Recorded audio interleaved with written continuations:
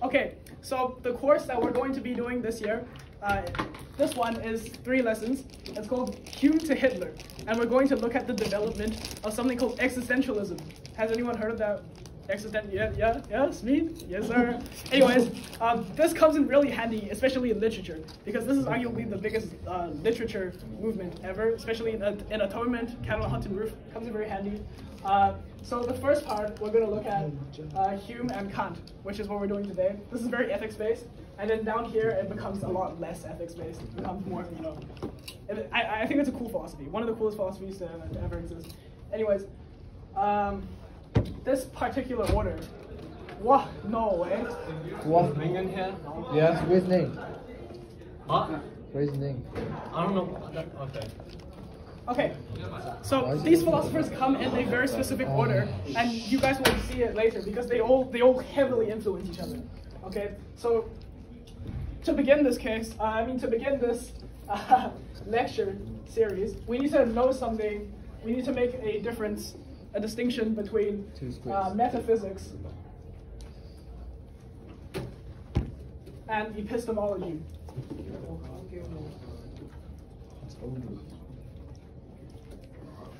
Okay, so what is metaphysics, right? Metaphysics is a study about how reality actually works. So anything like, did God create everything? Do abstract concepts exist? It's just things about how reality is, right? And so for a long period of time in human history, everything was focused around metaphysics. So for example, in Greece, right, Plato's main theory was metaphysics. His theory was something called the theory of forms. Has anyone heard of it? Yeah, of course you have, Speed. You're crazy. Anyways, so what is the theory of forms, right? He says, we have a chair, right? How do we know it's a chair? We might say, yeah, it's a chair because it has 4 legs. Okay, what about this? What about a chair like this? Is that still a chair? No. Yeah, that's a chair because we sit on it, right? It's for sitting on. That's why it's a chair. Okay, what about a chair like this? Is that grass? No, it's like spikes. These are spikes with poison. With poison, if you sit on it, you die. This device okay. is very human. Yeah, bro. Is this still a chair? Yeah. Yeah, it's still a chair. So why is it still a chair? Even though it doesn't have 4 legs and it's not for sitting, why is it still a chair?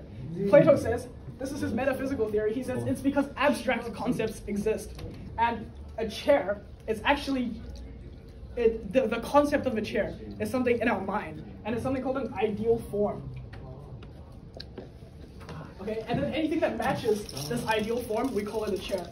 Now, if you go on YouTube, a lot of people say ideal form is something like there's a perfect chair or there's a perfect cat that exists in some world. That's what they think ideal means, but I think that's a very bad explanation of this word. I think ideal just means idea, right? It exists in our head.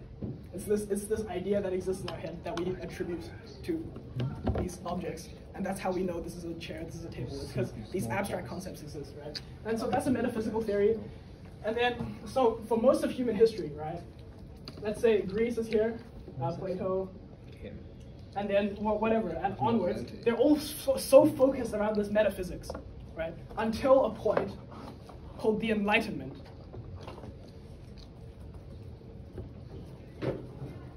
And what the Enlightenment is a shift in philosophical perspective from metaphysics to post-metaphysics, right? So the philosophers that come after Enlightenment don't focus around metaphysics anymore. Instead, they focus on this, epistemology. So what is epistemology? Does anybody know what it is? I mean, we've talked about it briefly before. Epistemology is the theory of knowledge. So any philosophy about knowledge is called epistemology. So things like, how do we know things? What types of knowledge is there? Things like that, right? So after the Enlightenment, philosophers started focusing their attention on knowledge. How do we even know things in the first place? Instead of looking at how reality is, we think about how we can understand it. We think about how we can understand reality, right? And one of those philosophers is called David Hume. Okay, he is an Enlightenment philosopher. Yeah. He is the slave trade. You don't. Oh my God, bro! I've been trying to get this reference so like year 10 humanities. He says he justified slavery. Anyways, I mean a lot of philosophers justified slavery, but he's the one we learned about. Anyways, Is it the statue erected in the honor? so Hume says, epistemology, okay? So knowledge. Hume says there are two types of knowledge. One is called synthetic, and the other is called analytic. Okay, so what is synthetic and analytic? Does anybody remember the a priori? Does anybody remember the term a priori? No? Okay, so the term a priori means before observation, right? So let's say a square has 4 sides, right? We know this fact before we need to observe a square. We just know it because the definition of a square is that it has 4 sides. You know, a square without 4 sides is not a square, right? We just know things a priori without observing.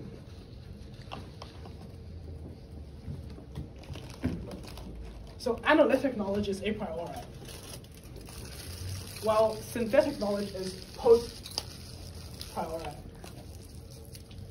So what kind of things are we talking about? For example, the cat is blue, right? The knowledge that a cat is blue has to be only true after you observe the cat.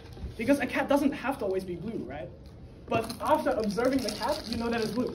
So that's a synthetic knowledge, that's post priori, right? Now, analytic knowledge and synthetic knowledge also has a few other properties, right? You guys can, since we're recording this on video, you guys can rewatch this because it might not make sense the first time. But analytic knowledge is also universal. So it's always true. So you know how synthetic knowledge is only true after we observe it, right? The cat's not always blue. But all instances of analytic knowledge has to be always true all the time, right? For example, you know, a triangle has an interior angle of 180 degrees, right? It can't be otherwise. It's universal, always true. And it's also necessary. Necessary, as a philosophical concept, means it can't be anything else, right? This one is not necessary. It's called, it can be variable. Yeah, non-universal and variable.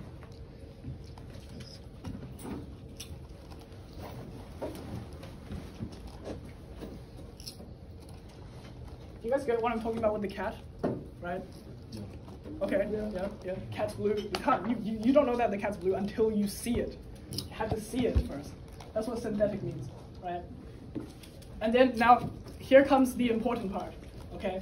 Analytic knowledge always. So let's get an example, right? A linear graph. A linear graph is always a straight line.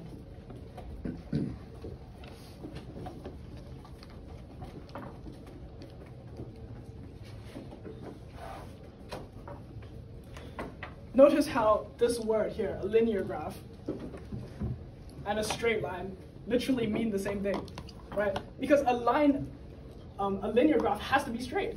That's just in its definition, right? So for these analytic knowledge, the attribute that we're talking about, is always contained in the definition of the subject.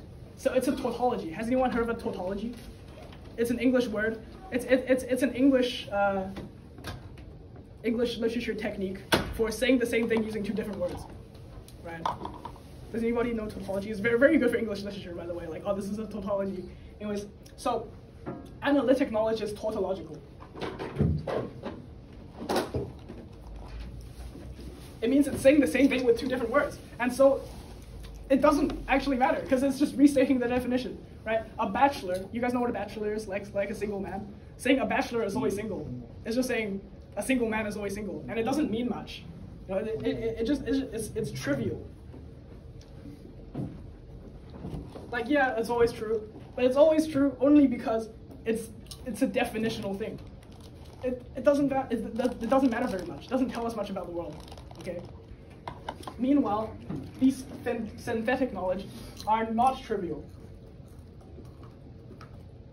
because they contain properties outside of the definition of the subject.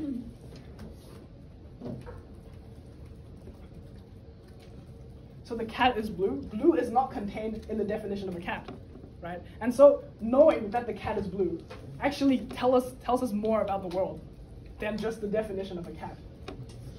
Does anyone get this? Do you guys get this? It tells us more about the world than the definition. This one is just restating the definition, and so it's trivial, doesn't matter. This one does matter, right?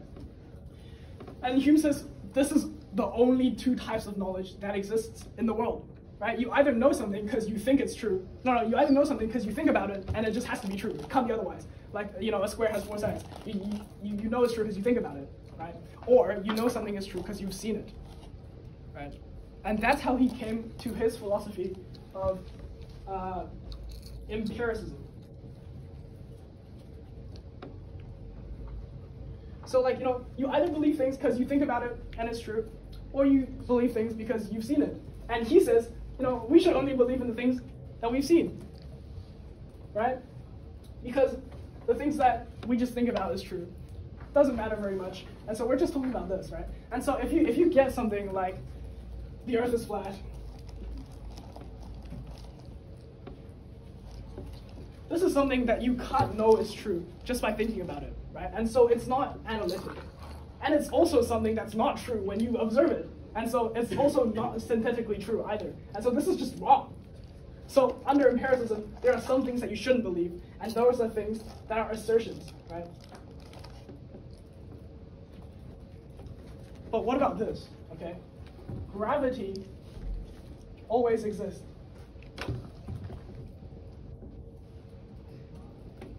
Gravity always exists. Okay, I want you guys to think about this, right? So, gravity always exists. Existence is not really in the definition of gravity, right? And so, it's not analytic. And we don't know about it just by thinking about it. This is actually supposed to be synthetic, right? So this is synthetic. We know about it after observing gravity. That's how Newton came up with gravity. He observed it, right? And so this is synthetic, right?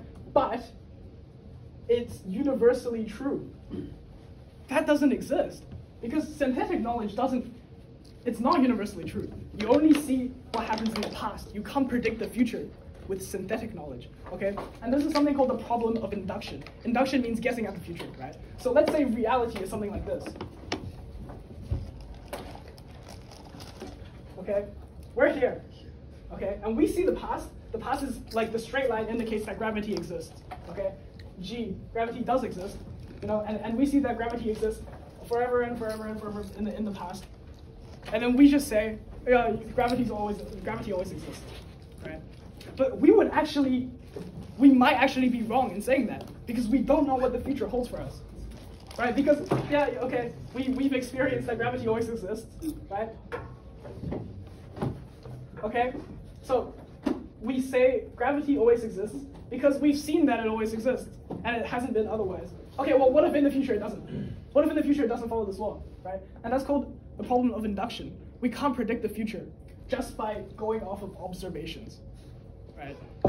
Because there's always a possibility that the future isn't what we think it is, right? Because it's not universal and it's not a priori. Synthetic knowledge is neither of those.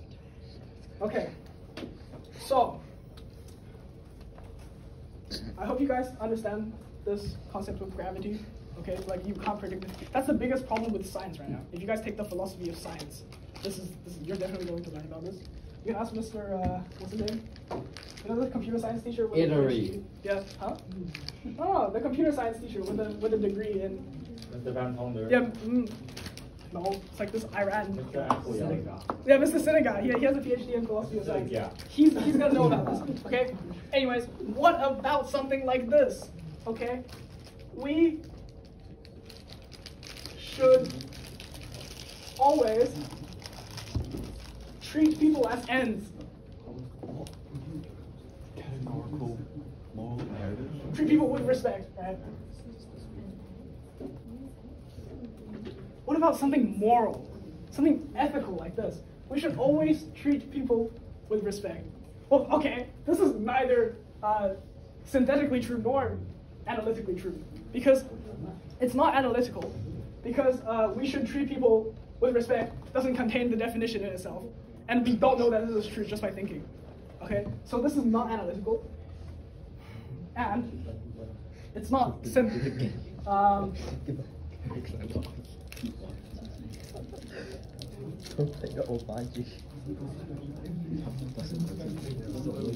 Okay, wait.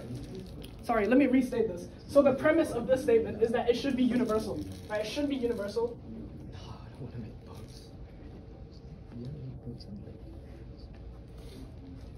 And it should be synthetic,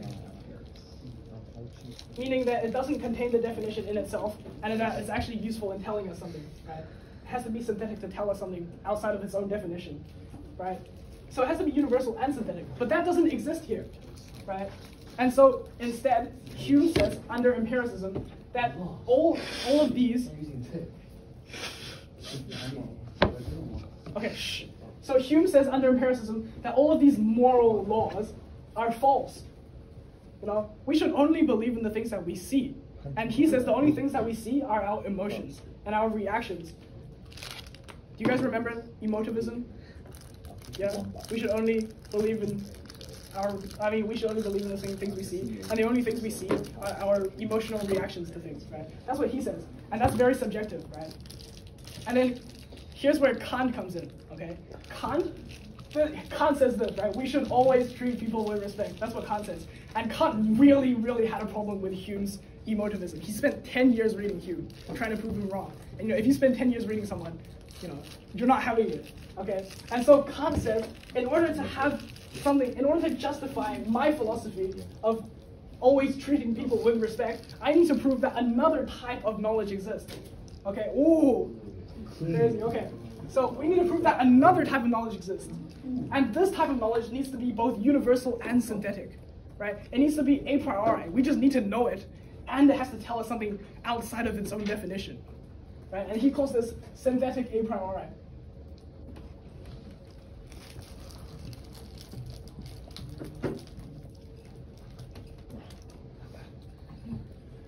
Okay, so how is a knowledge that's both universal and tells us something new, how is this knowledge possible? That's the question that Kant spent his whole life trying to prove. He tries to prove the existence of a knowledge like this, okay? And he came up with a way. Now, he says, okay, do you guys remember transcendental aesthetics? So the limits of our ability to experience, right? So for example, humans are limited to our eyes, our ears, and whatever, right? While the electromagnetic spectrum is so small, the amount that we can see is so small, and there's this infinite, vast reality out there that we can't experience. That's what he calls our transcendental limits, right? That's our transcendental aesthetics. But okay, you might say, what about a blind person, right? Is a blind person still does he have the same transcendental aesthetics? And then Kant would say yes, because the only transcendental aesthetics that we have are three things. It's space, time, the intuition of space, time, and our ability to think. Right? You can't even imagine a world without space or time, in fact, because everything that you can possibly imagine would contain some sort of space, some sort of time, and you would need the ability to reason, to think of anything at all, and to experience anything at all, right? And so he says these transcendental things, we just know them. We're just born knowing these things, knowing that we have the ability to reason and with the intuition of space and time, right? And so, the statement that we have the intuition of space.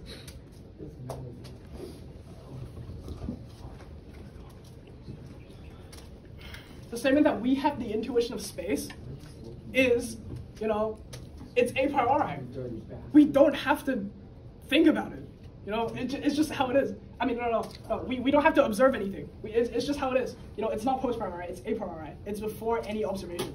We just know, right? But it's also beyond its own definition. It also tells us something new about ourselves that we wouldn't have known before we made the statement, right? So it's both synthetic and a priori. Do you guys get it? Do you guys get how it's a priori? Because to know that we have the intuition of space we don't actually need to observe anything. We can get to this conclusion just by thinking. We just know it, right? And it doesn't contain the definition within itself. You know, you going? Yeah. Hi. Bye. Thanks for the. Okay. You can watch the video. So like, the intuition of space isn't, contained in the definition anywhere else, right? And so it matters, and it's a priori. So he proves that this type of knowledge can exist, and the only way it can exist is through transcendental arguments. So arguments about our own limitations, right? Because we're born knowing these limitations, we don't have to observe anything, and there's something that's new for us. It tells us something useful, right? It's not a definitional thing, right? And then he says, okay, well, then we need to prove that this statement is also synthetic a priori knowledge. The statement that we should always treat people as ends, right? That's his categorical imperative. We all know Kant's categorical imperative, right? We need to prove why this is true by proving that it's synthetic and a priori. So how do we do this? By the way, all of this is super, super simplified, okay? Kant wrote like thousands of pages explaining this. This is like super simplified. So he says, if everybody agrees. So I'll give this statement to everyone, and if every moral agent agrees to this, then it has to be universally true, right?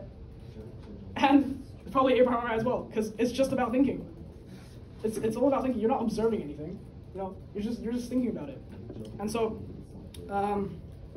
you guys remember Kant's equal subjects theory? So how Kant defines a human is anybody who shares the same set of transcendental aesthetics as us, with the same ability to reason, same ability to experience as us, right? That's what he calls a human. And if we give this statement to every functional human, and theoretically they all would say yes to this statement, then it becomes universal, right? It becomes universally binding, and it would be a priori, because there's no observation going on. It's all thinking, okay? And so that's how Kant comes to his categorical imperative, okay? And that finishes basically the ethics part of Hume to Hitler. We're not actually going to talk about Hitler. Anyways, so the main point is Kant, he proved that these transcendental knowledges exist. Shush, okay? Kant proves that transcendental knowledge exists and that they're synthetic and a priori. And if you guys think about it, right, the world actually revolves, it conforms to us. Because how the world actually is, we don't know about it. We can never know how the world actually is. And the world actually changes because our transcendental aesthetics filter out most of the information, right? And so Kant is a subjectivist. Do you guys get it? Because the subject is the center of everything. Reality changes. The experienced reality changes based on the person who experiences it. And that's called transcendental idealism. Idealism is the idea that the subject is the center of everything. And this is how we're going to go into another philosopher called Schopenhauer in the next lesson. Okay, thank you.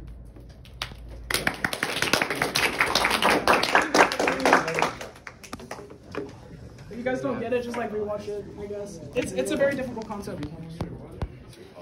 Joe, what are you doing?